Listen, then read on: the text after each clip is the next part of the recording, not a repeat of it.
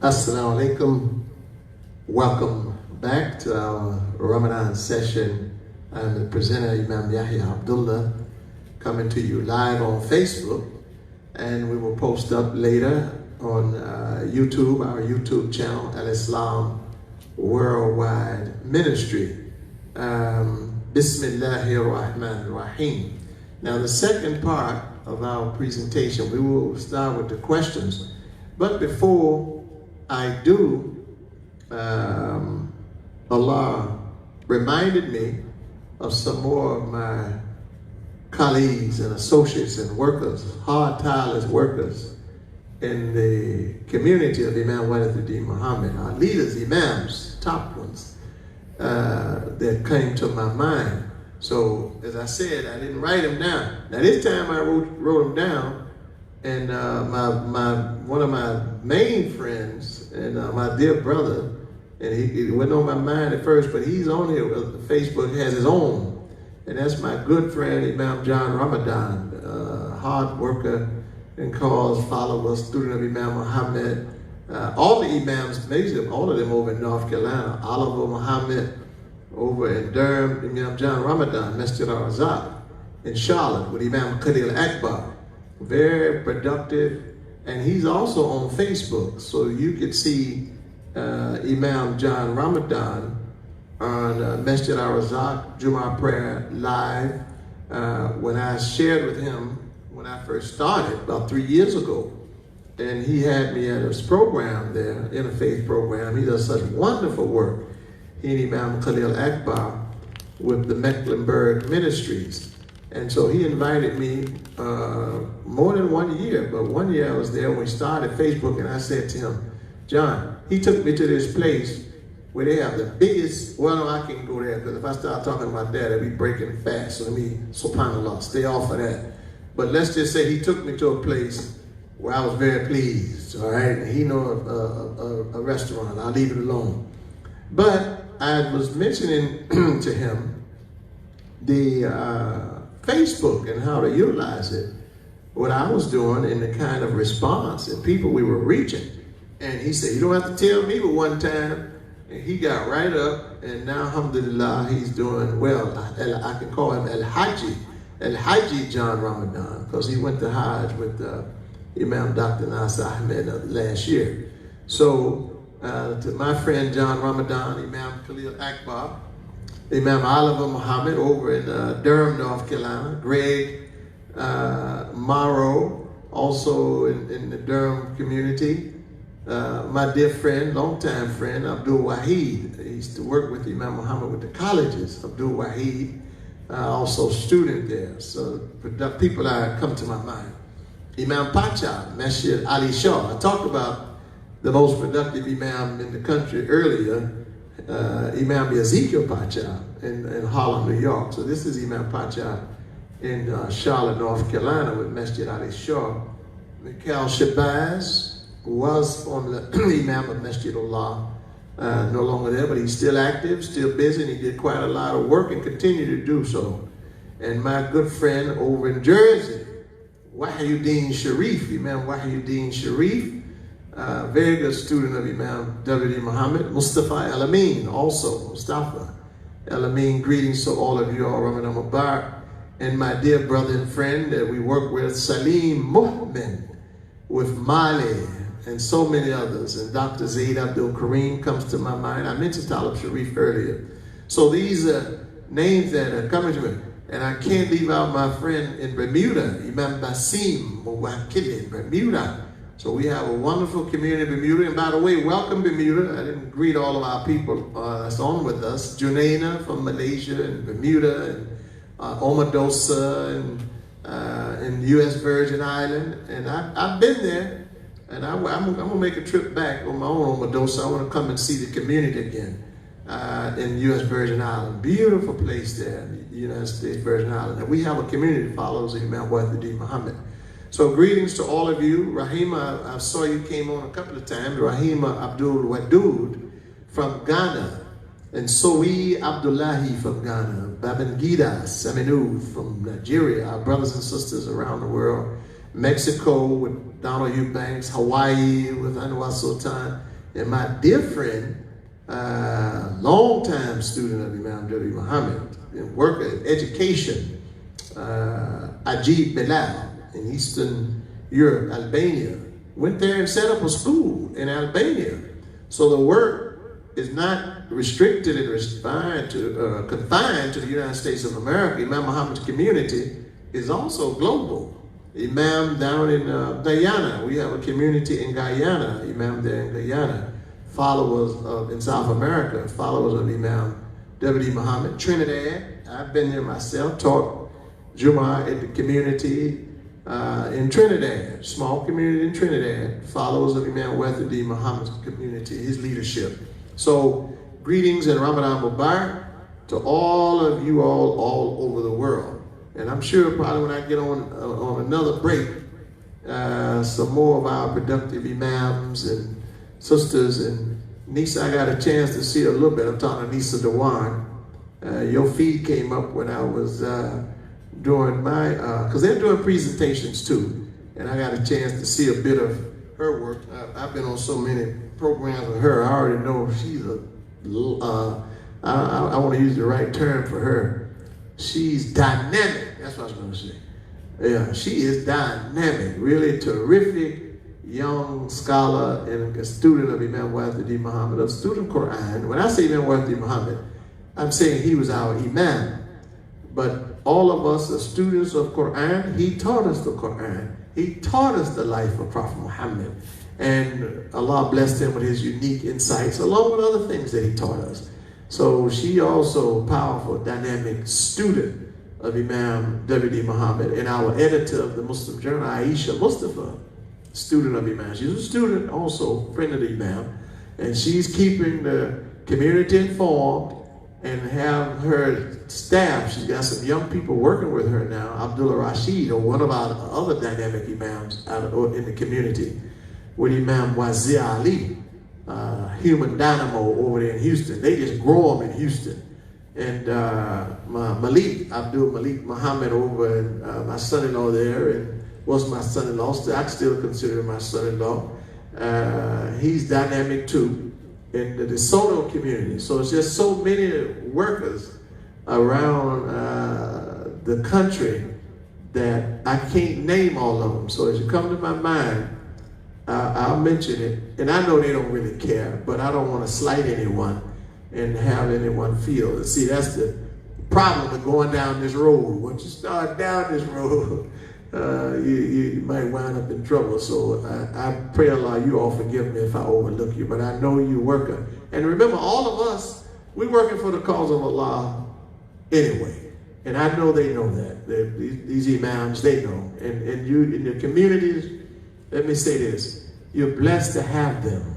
You're blessed to have these imams. Talib Mahdi in Boston, MASJID al-Quran. You're blessed to have Imam Kashif Abdul Kareem in Connecticut. You're blessed to have all these names and all these imams and brothers and sisters that I have mentioned. Fahmi Sabri in New Orleans, and Fahmi al-Uqda in Beaumont, and Fahim Rashid, Imam Rashid, and Lower Arkansas. See, names are flowing to me. We're blessed to have them, that these men, and some of them for years and years and years, just working to teach our community, promote the religion, and help people better understand our Islam in America for little or no pay, for little or no money.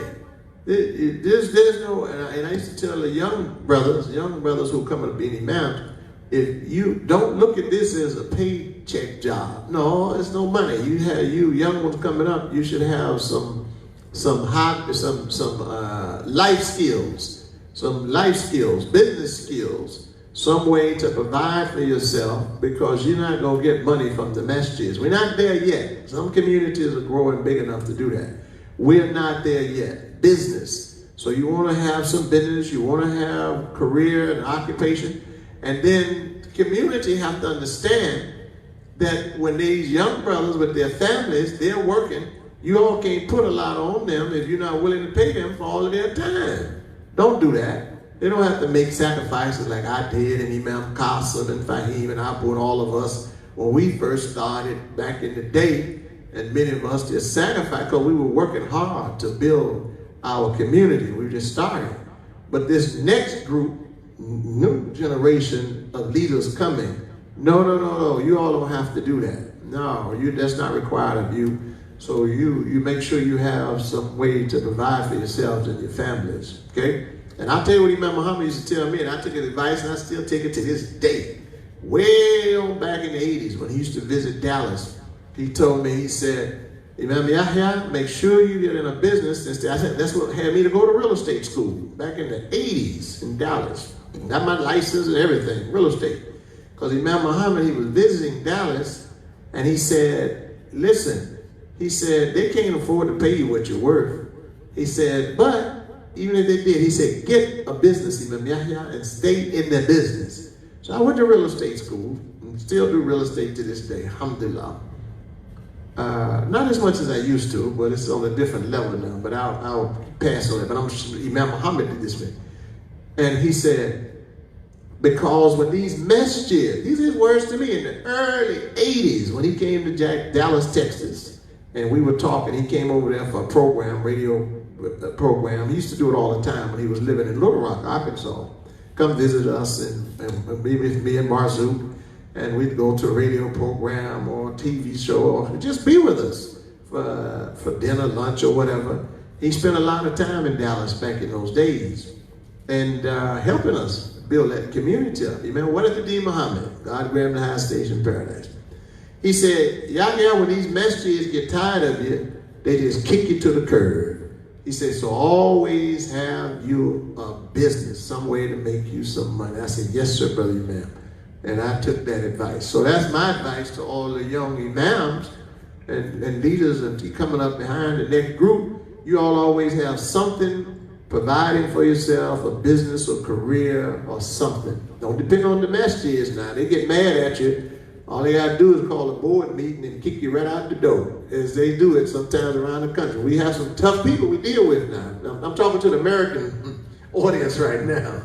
And this may not be the same dynamic, community dynamic in other parts of the world. We even have our community, but there's a challenging dynamic in America now.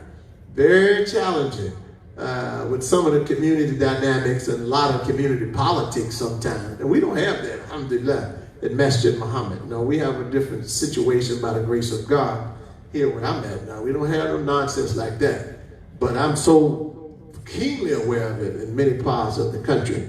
So I just wanted to share that advice to our young leaders, males and females, that are shining stars coming up behind us. And you notice what I just said? Shining stars, right?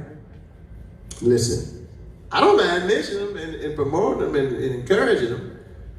When we look at the sky at night, and we look up, Texas was a big sky. Florida too, California. Just take a look sometime when it's clear sky. Look up in the sky at night. And look at all the stars in the heavens. Now, all of them shining. All of them are shining, pulsating. And they're shining until their days of shining are over. And they fall into what they call the black hole, and new stars are born. This is a sign, God says, in the skies or not yet. For those who think on it, these are instructing signs if you reflect. So there are many stars. Hollywood have their stars too. So can you number them? Can you count them? And you know what I did?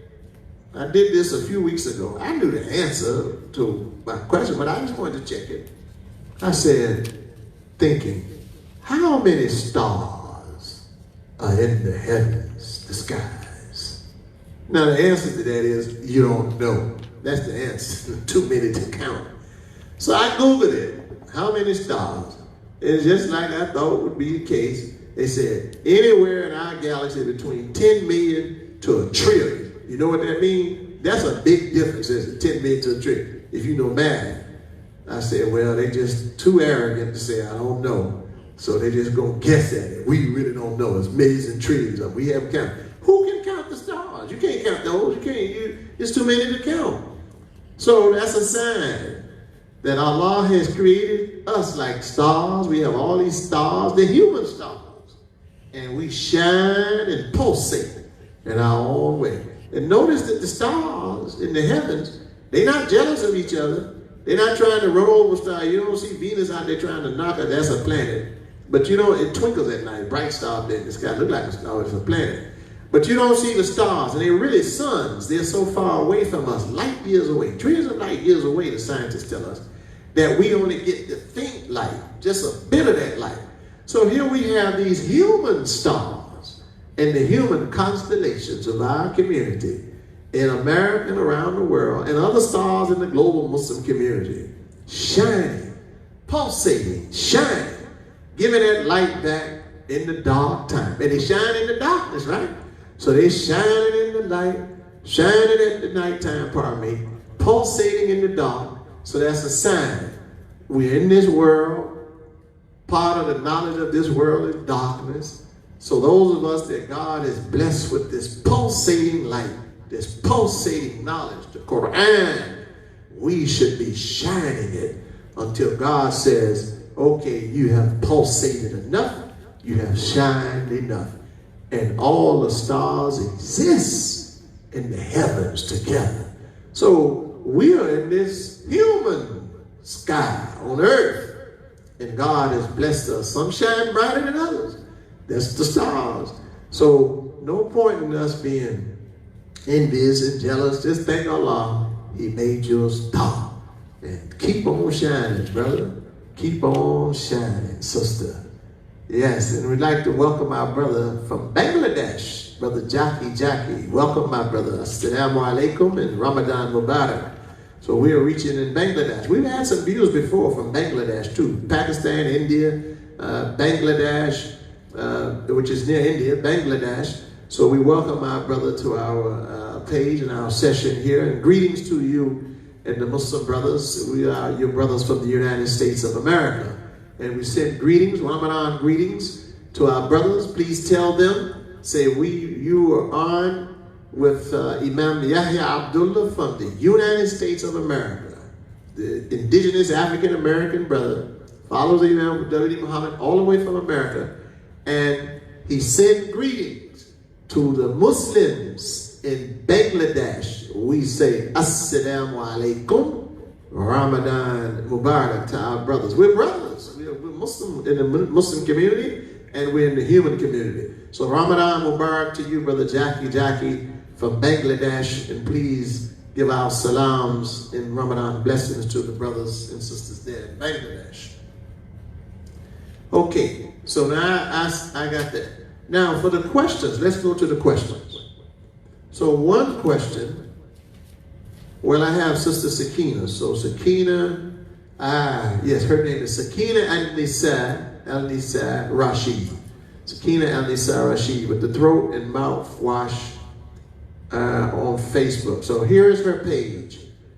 Hajj, H-A-J-J, original, ORIGINAL.com. So you can go to hajjoriginal.com and order the throat and mouthwash that I told you about. That's so wonderful. My sister Sakina Al-Nisa Rashid. She's one of my Facebook friends. She'll be on at some point, and if not, someone to let her know that we mentioned her product on our page. Because see, we want to, those of you all that I know that have products, business, and I see my friend Imam Tariq Abdul Mu'min, I mentioned him earlier, my dear friend and brother, businessman, entrepreneur, student of Imam YAHYA Muhammad, diligent, over in Biloxi Islamic Center there. He has his information up. And Herbert, you can put your information back up, my friend, because remember the audience we had yesterday may not be the same audience today. So the audience turns and changes. So we want to assume that it's the same people. So feel free, my friend Herbert Muhammad out of Philadelphia with his website, newfitramarketplace.com, I believe it is. If not Herbert, you can go ahead and put it there.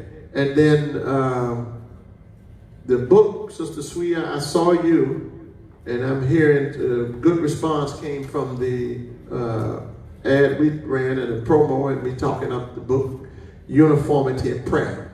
So if you all don't have this book, and imams around the country, you should all be ordering the book. If you don't have it already, for members of your community, this is the prayer book endorsed by Imam W.D. Muhammad, working with Imam Vernon working with him to produce this book. So we have some consistency and uniformity in Salat across the country, okay? So reach out to Sister Sweeya. Read Sister Sweeya, put your information back up. And I'm giving you all permission. Every time we have a session, because I'm going to do this on the weekend, Insha'Allah. God bless me with the energy to do it. I do it every weekend, and my energy is fine. Alhamdulillah, I'm good. For Ramadan, Saturday, Sunday, Ramadan sessions, Taraweeh Salat, and the entire month of Ramadan, God willing. So you can put your information up every time we have the session, because we do have new people, different people every session joining us, and some come back who were on before. Okay. All right, I got that. Let's see, I had something else here. Taraweeh Salat. Now let's go to the question, Taraweeh prayer. So there's a question about performing the Taraweeh early, because some of the believers, their Isha prayer comes in after our Isha in Jacksonville, and they don't make Taraweeh till later. The Taraweeh prayers are performed after Isha. So to those of you all, you have to make the Isha prayer first. Now, what you can do, listen carefully. When you finish your Isha prayer, Salat al-Isha, you can come on and join us, because the Taraweeh prayers is 11 rakahs. So we'll probably still be maybe in the middle of the Taraweeh when you finish your Isha. You can join us. Then when we finish, you can make up the rakahs, the two rakahs that you missed. And let me share something with Imam Muhammad. In fact, I have it right here. Let me just get this. Hold on. Let me get it. Where is it? On the Taraweeh. That's on the community life. Here we go.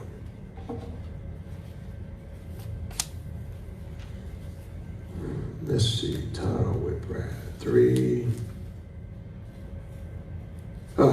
Yes.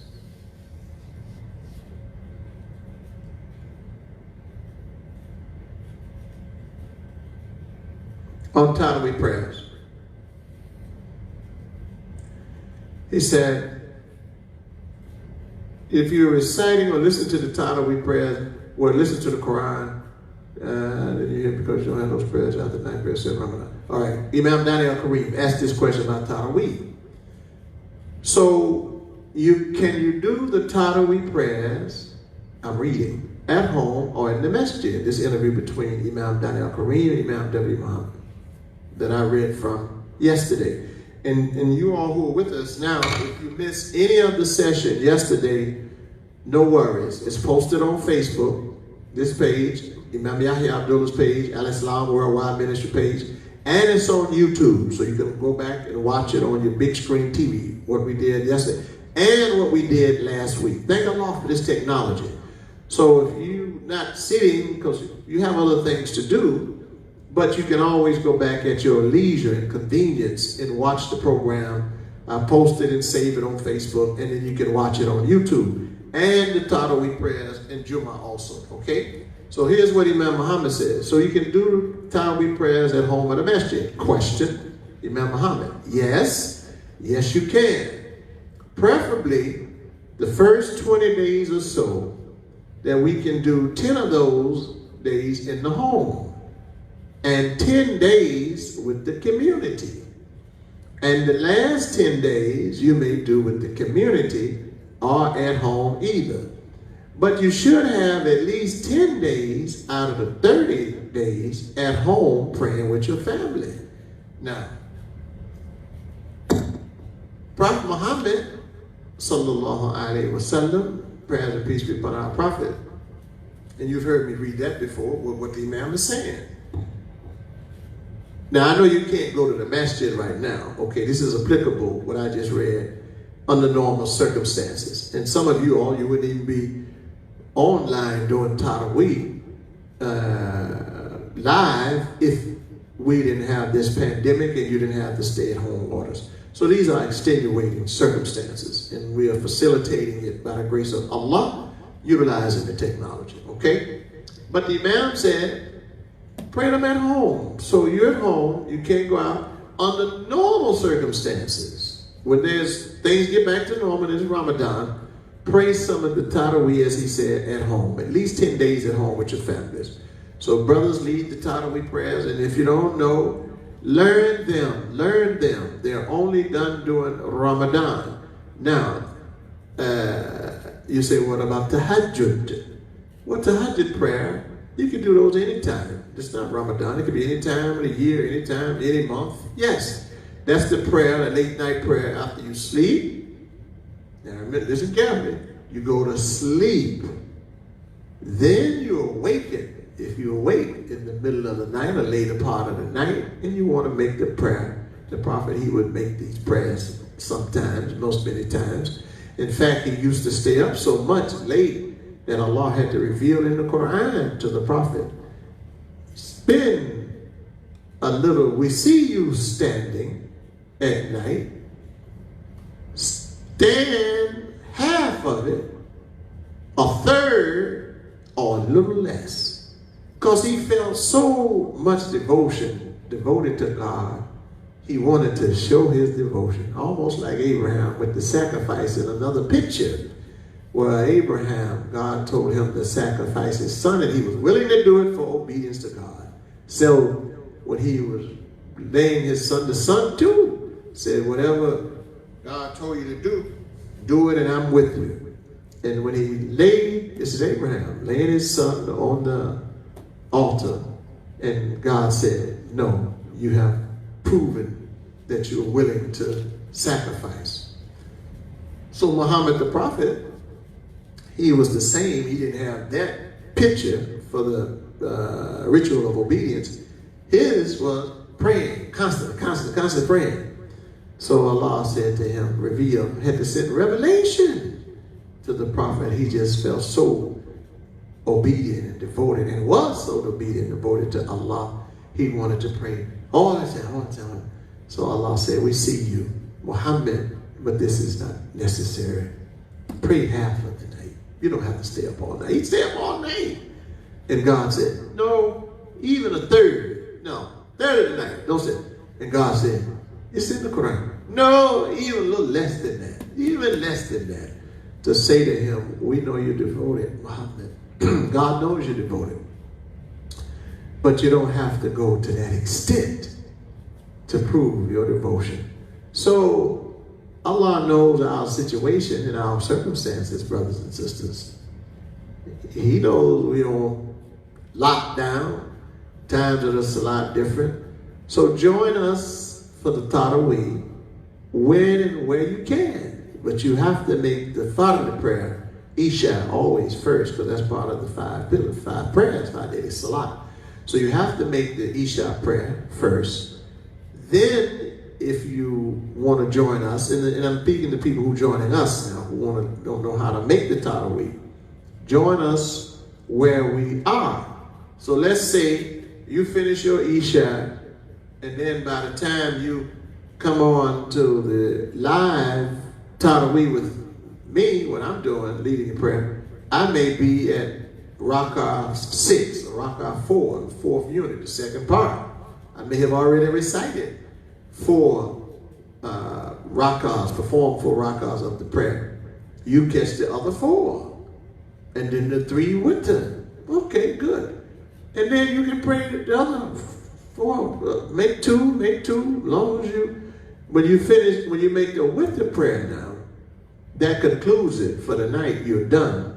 So you can join, you can make as many rak'ahs as you want, but once you make that witr, that stand-up prayer, khalas, the prayer formally is over. Okay? So if you wanted to make up some salats, you can do that. Allah subhanahu wa ta'ala. Who are you praying to? God, right? So don't let a person tell you you can't pray to God. You know, say this is between me and my Lord. This is personal. Now you kind of stepping over the line now. You interfering with my connection. And Allah, and the Prophet, he said, there's no partition, hijab. Yeah. No hijab between the praying person and his Lord or her Lord. No hijab, no veil.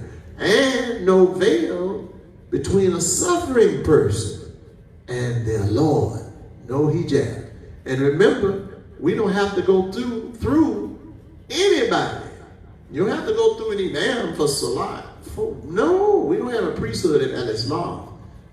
I'm just doing the prayer for those who can't do it, don't know how to do it. You pray yourself. You can pray at home. Yes, as Imam Muhammad said, there is no priest class in Islam. Now I know we have few of our imams, some of them. Thank God it's just a handful of them, maybe not even a handful. They like to play their role. They're the priests, they're the elite.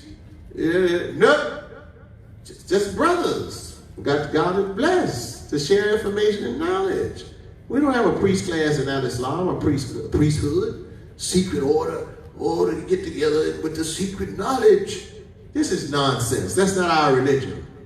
Every male in Islam, every male, the Prophet said, male and females really, but every male is supposed to know how to do everything the imam does.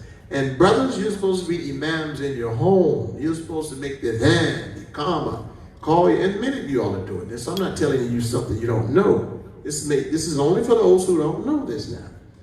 In our religion, and this is no disrespect to anyone else's religion, or no disrespect. I'm speaking from Islam. The imam is not a bishop, no disrespect. Priest, no disrespect. Cardinal, no disrespect. Pope, no disrespect. We are not that. We perform a role and a function. When we finish the role and the function, we're brothers. I'm your brother. YAHYA, that's my name. My name is not Imam YAHYA Abdullah. Imam is the title. It's a role I perform. I'm in the role of Imam right now. This is Imam work. I'm performing this role of Imam. I'm home. I'm YAHYA. I'm not the Imam, but then unless I'm leading my family prayer or something. That's a role in the MASJID teaching me. So I don't have that big-headed idea. Yeah, here comes the Imam, bow down. Astaghfirullah, subhanallah. Don't treat these imams like that. They're not. We're brothers. We're your brothers, and God bless us with information. We just share with you. But we ain't no priests. We're not in those roles. That's not our function. And don't put us there. You know, you can't. You're not supposed to be going to the imam confessing your sins. What? Don't even bring it to me. I don't even want to hear it. Don't even start there. That's not our religion. The man went to Prophet Muhammad to confess. He said, oh, I'm ruined. This is in Sahih Bukhari. Where my hadith book at? Oh, it's here. I got it under here. And he went to confess to the Prophet. He had committed adultery. He said, oh, messenger of God, I'm ruined. The Prophet didn't know why he's saying these things. And there were companions around him. Now, listen to this carefully. So he said, why are you ruined? He said, I have committed zina, adultery. The Prophet turned his head like that. He didn't want to hear. The man went around. I have committed zina. The Prophet turned his head. The man went around. Third time. This is from the traditions I'm giving you now. And I'm paraphrasing. I don't have the narrator who said that. I know it's there. I read it, my dear brother and sister.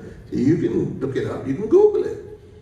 And he said on the third time, the Prophet turned his head the third time. He was trying to confess to the Prophet. The Prophet didn't want to hear it. The man took off running. Now here's where you get some of this misinformation. Now I'm going to try to clear this up, help you. Some of the followers, companions of the Prophet, who didn't understand, those who were around, believers around the Prophet. When the man made that confession, he took off running.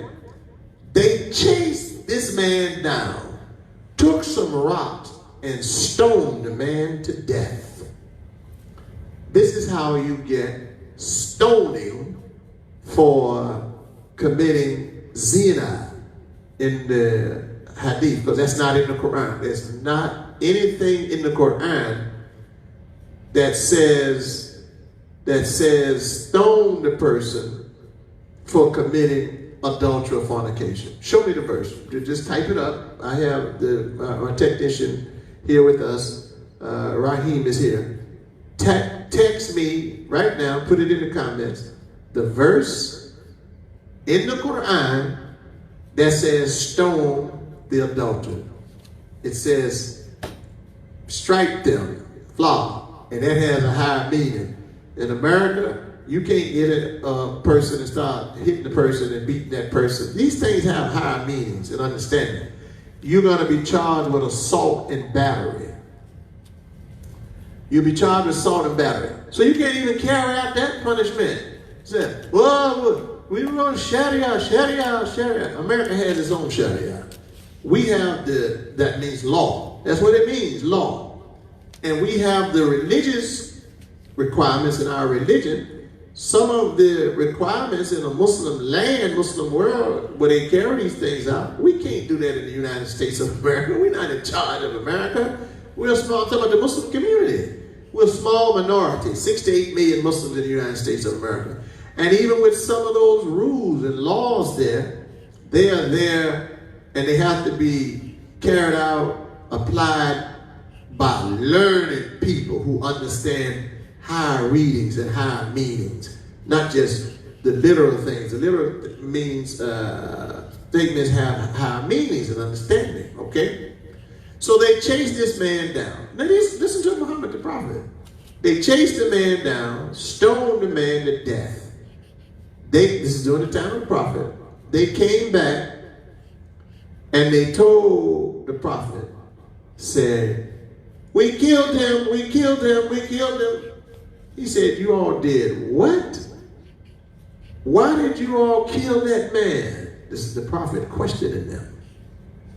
They said, well, he said he committed adultery, so we stoned him to death. The Prophet said there was no need to do that. He reprimanded them. He said, when the man turned and ran, he recognized the consequences of his sin. So there was no need for you all to chase after him and get him. Why were you doing that? Carrying out that judgment. I didn't tell you to do that. So a lot of these issues and things that these people were doing, they had nothing to do with Muhammad the Prophet. They were doing these things on their own. So these things have found their way into the hadiths, found their way into the religion. That's why it's important for us to verify all of these things with the Quran. The life of Muhammad the Prophet also. In the Sirah too. And I just gave you the verse from, not verse, but I just gave you the hadith. I gave you that hadith about stoning. So you Muslims out there that still stoning people, you're in the stone age. That's what you are. You're in the stone age. There's nothing in our religion telling people to stone somebody for committing adultery. Doesn't exist. Find it, correct me. I'm on Facebook Live. I'm speaking to the world. There are Muslims on here from around the world. You all are here. So you can type in right now, put there, say, Imam, we want to correct you, and I'll be corrected. Here's the chapter of Quran. Here's the verse that says that. Type that to me, I'll look it up. I have the Quran sitting right here, and I also have the Mushaf, Arabic, Quran, so I can go straight. I don't have to have English. I have the Mushaf right here. Check the ayat right there. So you can send it to me, and Mus'haf means the Quran in all Arabic. See, there's no translation in it. If you haven't seen that before, that's it right there. See that? That's Quran, all of it. No translation, no commentary. It is called Mus'haf. That is from Suhuf, scripture. Okay? So That's the Quran that was revealed to Muhammad the Prophet. We have translations so we can share with people who are non-Arabic speakers. All right? Okay, so that's on the Taraweeh. You can join us with the Taraweeh, but pray some of them in your home. So Muhammad the Prophet, when he went for the Taraweeh prayers, he went 2-3 nights, I believe. He didn't go back to the masjid because the crowds got too big, and he told them, he said, I'm not coming back. And they, well, he didn't come back, and they missed him for the next night for the prayer. They said, the people came out in crowds. Where were you, oh Muhammad? Where were you? And he said, I stayed home and made my Taraweeh prayers, because had I come out to the masjid, I was afraid you all would have made it fard, obligatory, and you would not have been able to keep it. So from that point forward, Prophet Muhammad sallallahu alaihi wasallam, prayer and peace be upon the Prophet, didn't go to the masjid for Taraweeh prayers. He never went back and did it. He did it at home. So if you follow Prophet Muhammad, Taraweeh prayers is really at home. But like Imam said, you can pray some of them in the community if you like. And others, people went to the masjid during his time. The Prophet didn't go. So he didn't want it to be obligatory fard for them to pray it at the masjid. But there were people who went and they prayed it at the masjid, and later they started adding rak'ahs to it. Later on, after the time of the Prophet, they started adding more rak'ahs to it. Made it 20, 23. The Prophet only did 11, according to Aisha. May Allah be pleased with her, his wife, this young scholar, Aisha. She said he never did more than 11, 8 and 3. So Imam Muhammad, he said we do 8 and 3. Now you can do as many as you want in twos, and then you conclude it with the 3 of the winter. All right? Okay, did I get those? Make sure I have all of those. Raheem, you had a couple more. This is question and answer time now, so we'll see. Would you speak on hijab? Oh, I'm glad the person brought me back to that. Not being head covering for the sisters. Thank you very much, whoever asked that question. Because when I was speaking about there's no hijab for the praying person, no veil or partition between the praying person and their Lord, I wanted to reference that the hair covering in the Quran for the sister is not hijab. Now they made it popular and books are written on it, and I'm saying, okay, it's all good intent now. But in terms of the religion, hijab, the Arabic word for hijab, let's go. The covering is called qimar. But I have the Arabic dictionary, so let's just look it up. So you don't have to take my word for it. Go to the dictionary. Hijab, hijab. Let's look up hijab. So dear Muslims in America, we don't want to just, and I'm speaking to the Muslims around the world too, but the Muslims who are Arabic speaking Muslims, let's make a distinction. The Muslims who speak Arabic, and the Arabic is their native tongue, they know hijab doesn't mean head covering for the woman. They already know that. So you don't have to tell them that. So I'm not, this is not for them. But the people who speak English and who speak other languages, and they are not Arabic speakers, they'll hear someone say something or somebody write something, and they'll repeat it, but it's not correct. Hijab is not the head covering for the Muslims. So let's look at the word up. And the Quran doesn't say that. The Quran says qimar, where your khimar, and the full body covering is jalabibahunna. Just give me a second here to find it. I didn't have, I hear something. There's a radio. We have a radio somewhere. That's yours? Okay, might be so. All right. ears are just being sensitive. Hijab. All right, hijab, hijab. Hijab. Ha. The verb is hajaba. Hajaba. Hajaba. Where's hajaba? Hijab, hijab.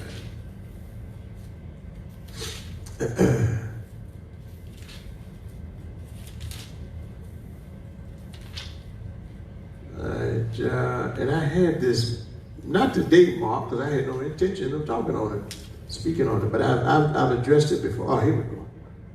All right, hajaba, page 113.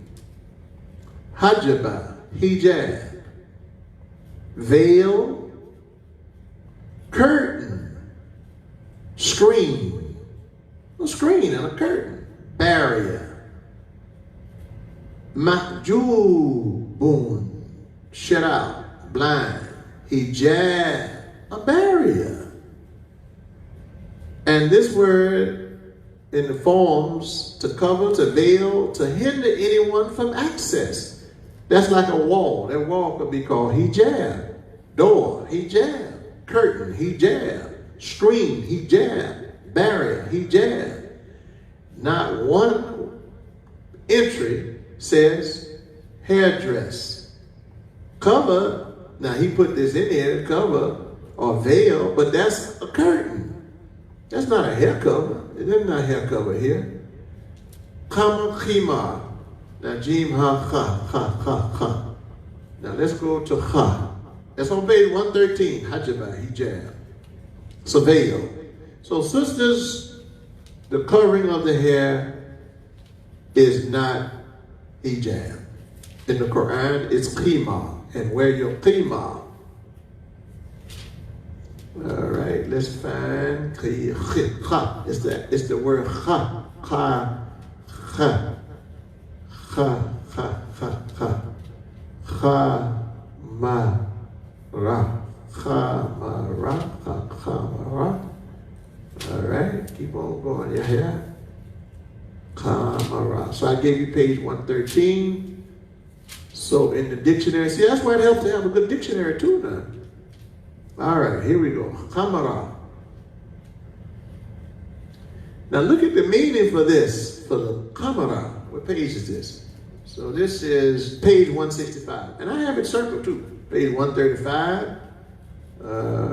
No, the hijab I gave it was 113. I'm sorry. Page 113. So it's the hijab. So now this is khamara, khamira. On page 166, let me circle that for the head cover. Humur, plural of khimar, K-H-I, I'm going to spell it for you, M-A-A-R, head cover, scarf, covering, and especially covering a woman's head. Khimar, head cover, scarf. He repeats it. He just repeats this.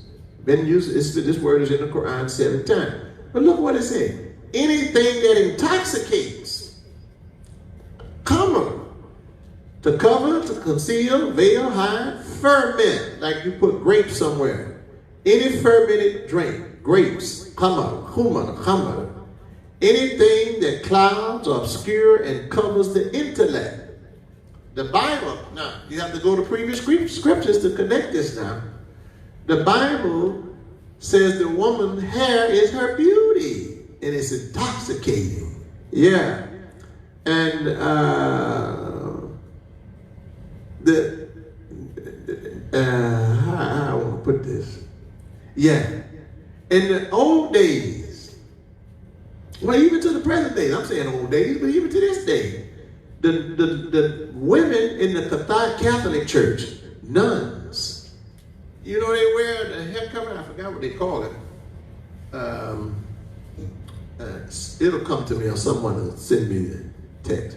But they cover themselves. They dress, and they were dressing like that before Muslims. And remember something now, a lot of these dress cultures and this was also part of people's culture. Culture. But the nuns, I see them, I can identify them. They still wear some of black and white. They wear their hair covering, and they wear their long shawl clothes, just like the Muslim ladies. So the nuns cover their hair also because they know they have in their religion, the hair is like a woman's glory, her beauty. And most men, or many men, I shouldn't say most men, but many men are intoxicated by the woman's beautiful hair. The hair intoxicated. And you see the women be on the commercial sometimes, they throw the hair back in the man, his mind went with the hair. I'm having a bit of levity now. That means a little light humor. So this hair is to be covered, intoxicated. But now let's go to the higher reading. Imam W.D. Muhammad's insight. Hair, if you recall from yesterday, is wisdom, knowledge. So the knowledge, people are intoxicated in society. The woman symbolic of society.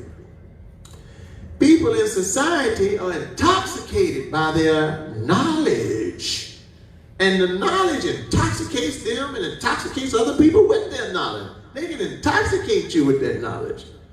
So the Quran said, woman, speaking to us, a woman of society, cover your hair sometimes.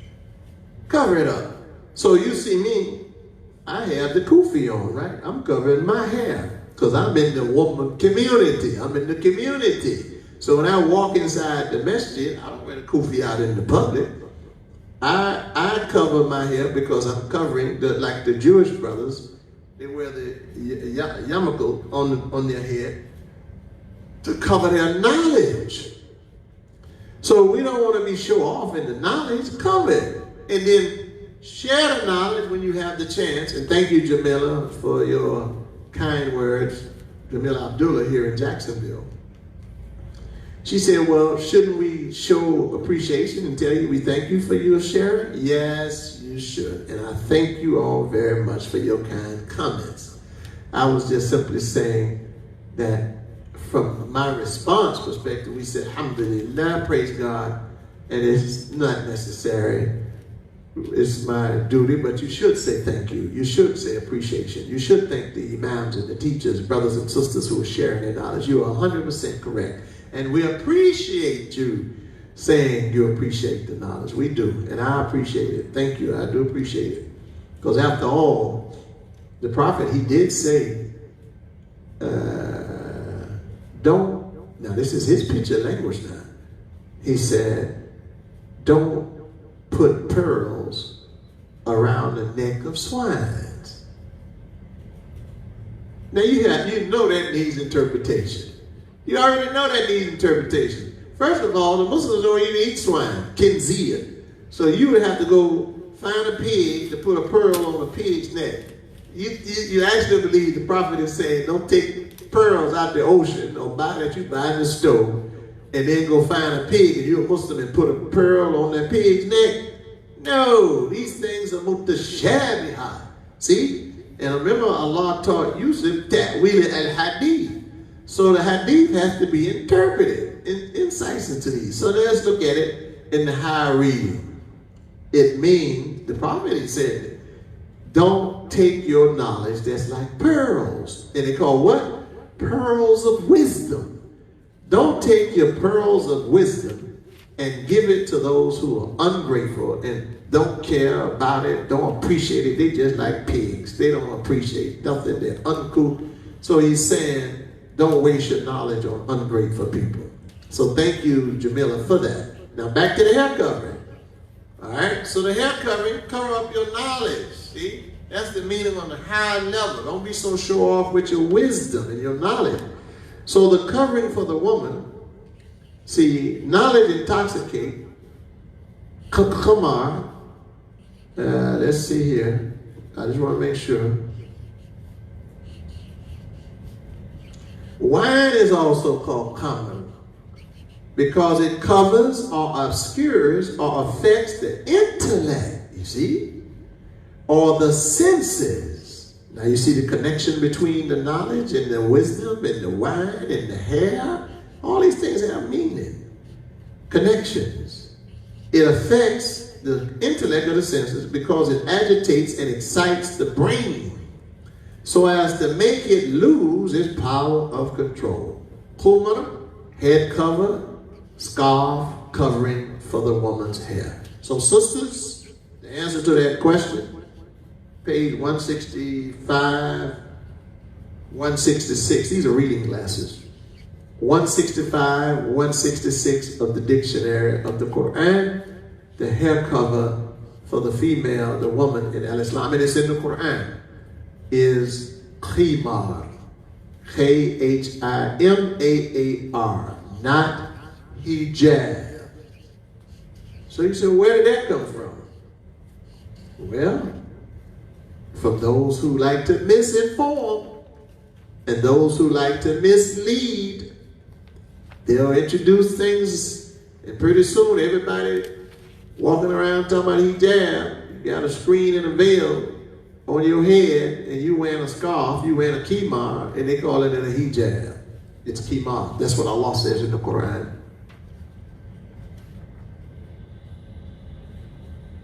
Please comment on, during Ramadan, heaven is open, hell is closed, Satan is locked up. Yeah, I read that hadith yesterday. It's in volume 3. And I don't want to repeat it. I'll answer the question because I read it yesterday when I started, that the Prophet Muhammad sallallahu alaihi wasallam, prayers and peace be upon the Prophet, he said, when, because I want to get to something I want to give you before we break for the next session for Asa prayer on this female woman. Clear up something else that for our sisters, to help our brothers.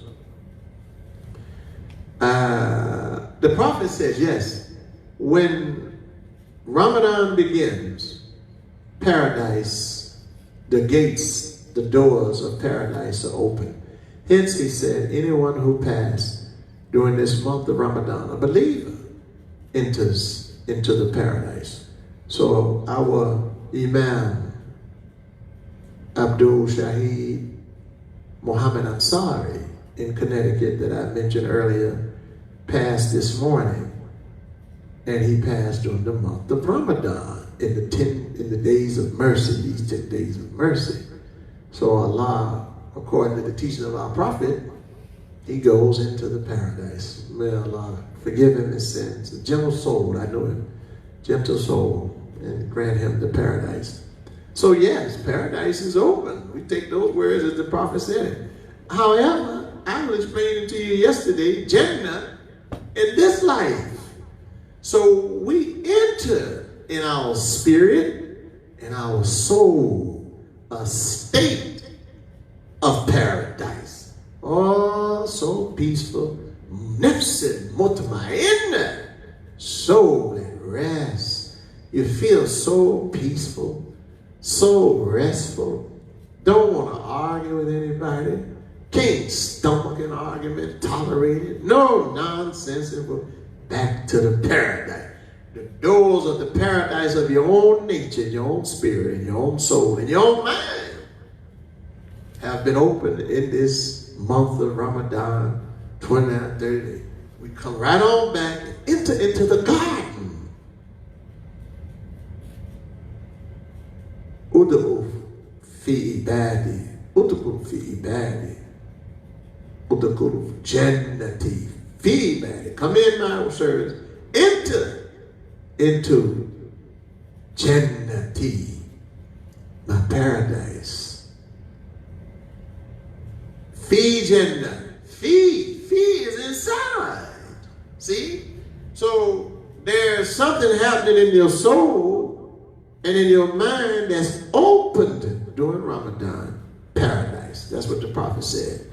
That this is an opportunity for us, that Ramadan, Allah out of his mercy gives us Ramadan to bring us back to a sense of being that's similar to it was like our foreparents were in paradise. And we come back to that good nature, that peaceful nature in our soul. So those doors are open for us during Ramadan. And what I'm going to do, to start the fourth session. You just took me right to the third session, pardon me. Share with you the four gates, those four doors that we will be called from during in the paradise and the Jannah. But you got to go through these four doors in this life, those gates, and then those gates, we will be asked about those gates in the next life. I don't have time to do it right now because I want to. It's a big discussion in the teachings of Muhammad the Prophet. So we'll start the third session after Asa at 5:30 when we come back. Because I'm getting ready to end this one in 15 minutes. And then at 5:30, we'll come back for the third session. And then I'll begin with the doors, those four doors. Well, I had them here for you, so that's a good way to do it. Yes, thank the person for it. Now, the gates, hellfire is closed. Well, that's a natural effect. If paradise is open, hell is closed. You ain't in hell no more. That's closed. So God bless us to come back to the good life and the good nature and the good spirit. Hell is closed. And Satan is in chains. That's what the prophet said. Meaning he doesn't have the influence over our life that he sometimes have or influence our life other times when it's Ramadan. No, he's in chains. Use your imagination. He came five.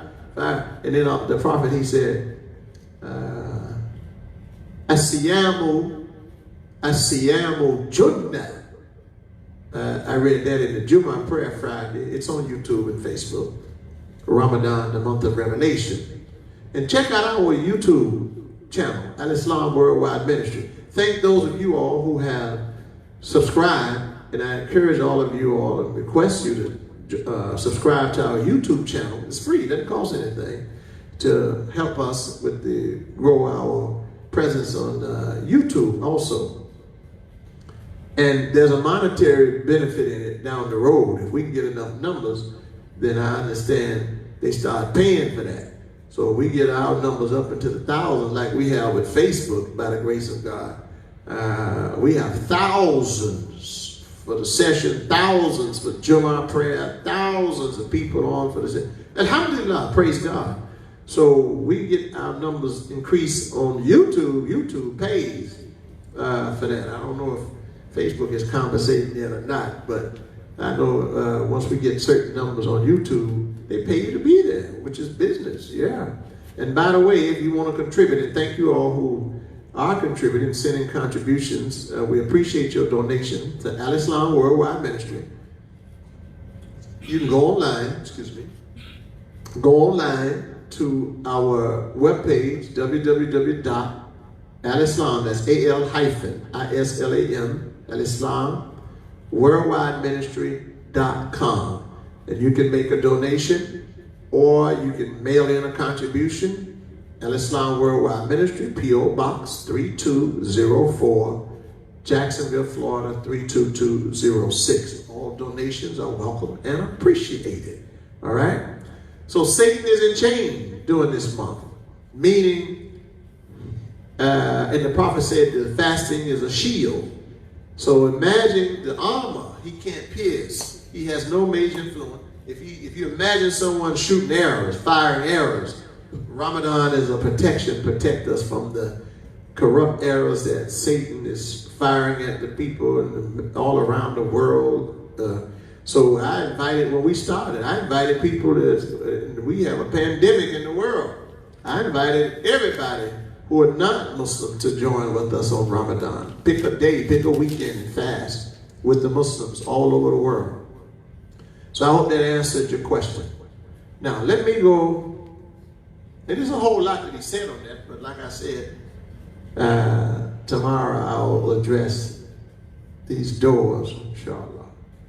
Gates for Jannah, paradise, because it connects with that question. So I want to go to chapter 64. I want to clear up something else now. Because I cleared up the spanking and the beating and that, how we misunderstand that ayah of Quran yesterday. And that really resonated to clear up that issue. And thank you, Imam Tariq, for sending me that hadith also, and the verse 4, 128 about nushuz for the male being hot-headed. Yeah, that's in chapter 4, verse 128. Same chapter with the women in 4 and 34, 4 and 128. Let's see right quick. Nushuz, and then I'll come back to 64 and 14.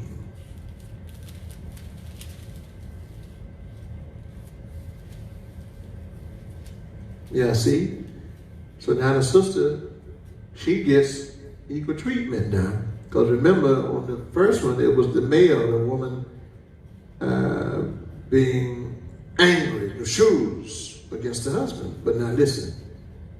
Bismillahirrahmanirrahim, chapter 4. Same chapter, but later verse, 128.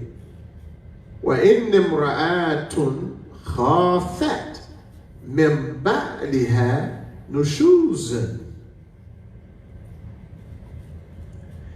Now, if the wife fears cruelty from her husband, there's no blame on them if they arrange an amicable settlement between themselves. So now here is the man, he's raging, nushuzu, hot-headed. That's chapter 4, 128, and my friend Imam Tariq, he put it in the comments, because I had said that in another part of the Quran. Same word used for the hot-headed women is also used for the hot-headed males. So sometimes the women are the ones that can't control their temper, and other times the men can't control their temper. And we know that too. Hot-headed men. All right, so it ain't just the females, brother.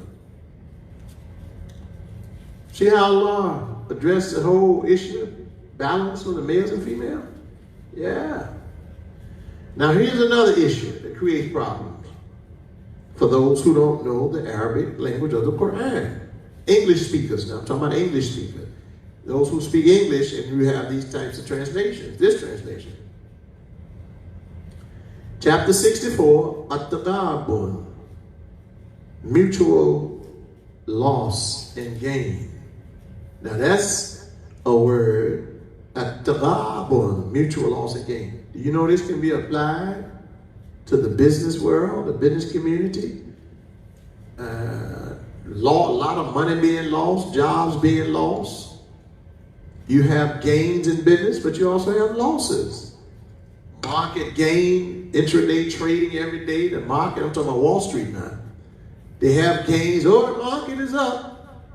Next hour, at the end of the day, market loss. Losses and gains at the God point. So Imam Muhammad, he was explaining something to me about business. He said, YAHYA, we have no guarantees in business. Business is a risk. He said, but some people are immature when they enter business. They think they're supposed to just win. They're not supposed to have losses. He said those people are immature people who think that you only gain in business, you have no losses. The great Warren Buffett have losses. He has had losses. These billionaires, they lost some, and sometimes they lose. And their stock portfolio, the values are being lost with the way when the pandemic hit people. Look how much money was lost in the oil industry. Some of those companies can't even recover out of Texas and other places right now. Billions of dollars lost. Ships loaded with crude oil from the Middle East and other places, just nowhere to go.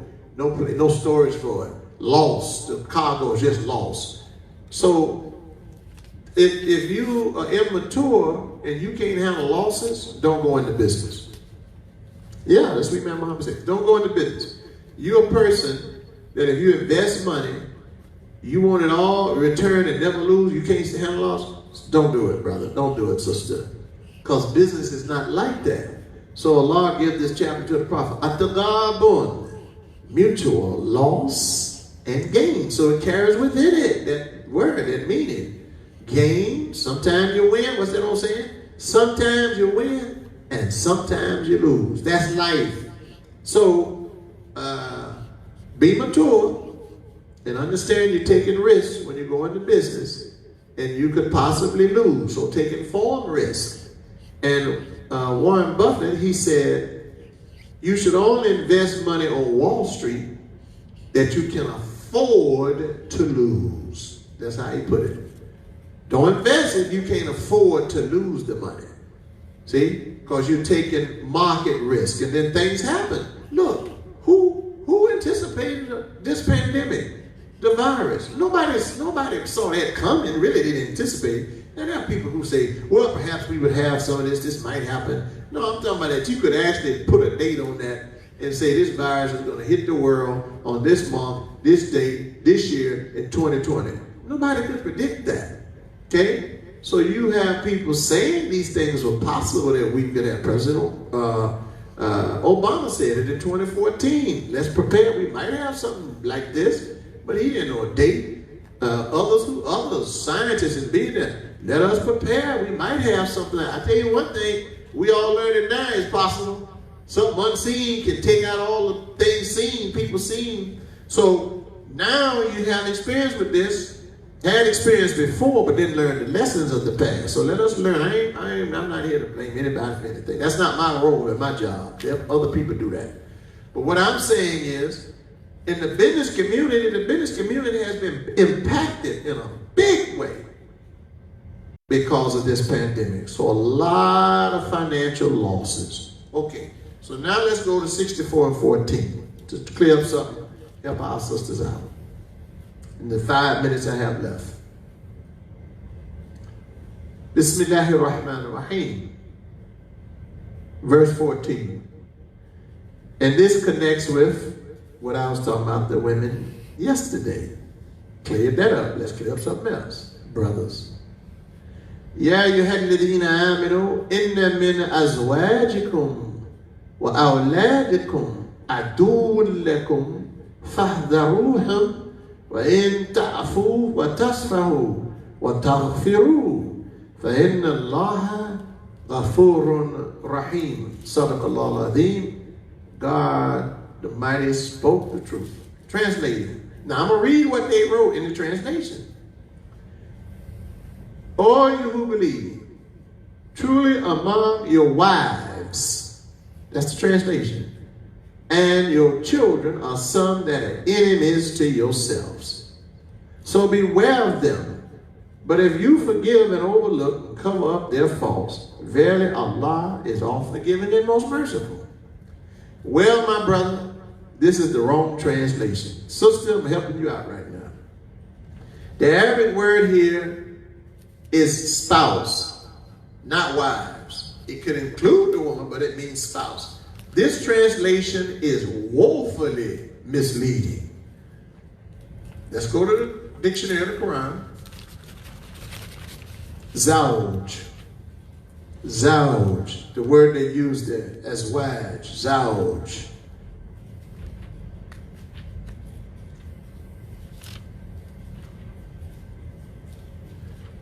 Okay. Zawj, zawj, zawj. And find the verb for the word zawj. Okay?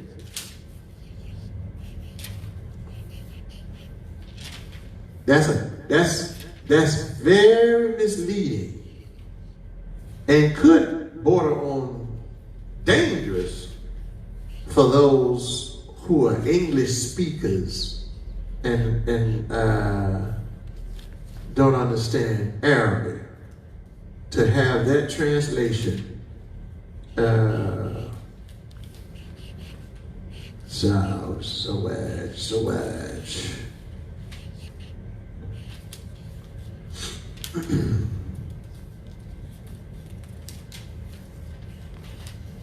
Now this one, okay, here we go.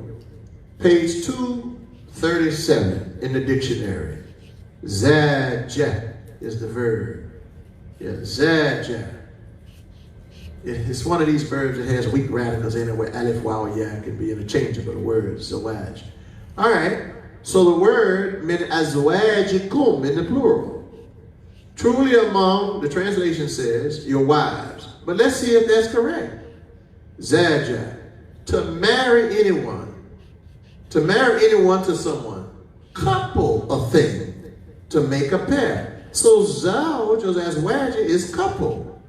Make a with. Zawj, companion, mate, spouse. Okay, I'm reading from the dictionary now. Companion, mate, spouse. Husband or wife. That's what the dictionary says. Husband or wife. A pair. Two individuals paired together. Zawjain.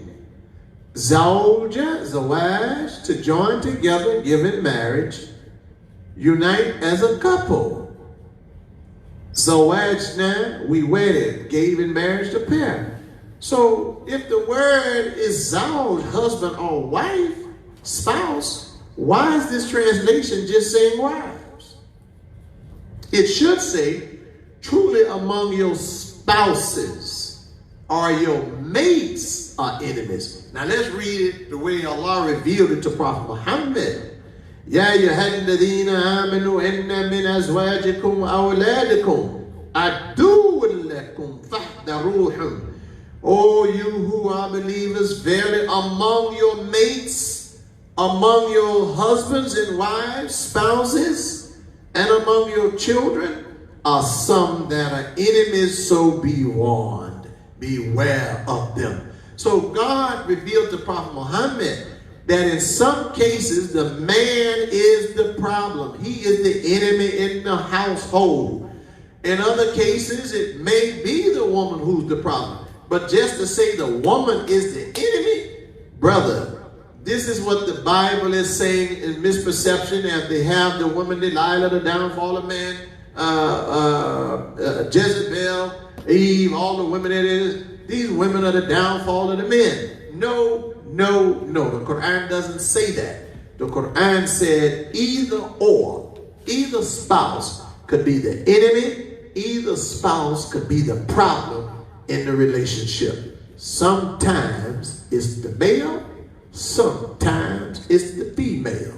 So we don't have in our religion, this verse is incorrect in English, to say that your wife is an enemy.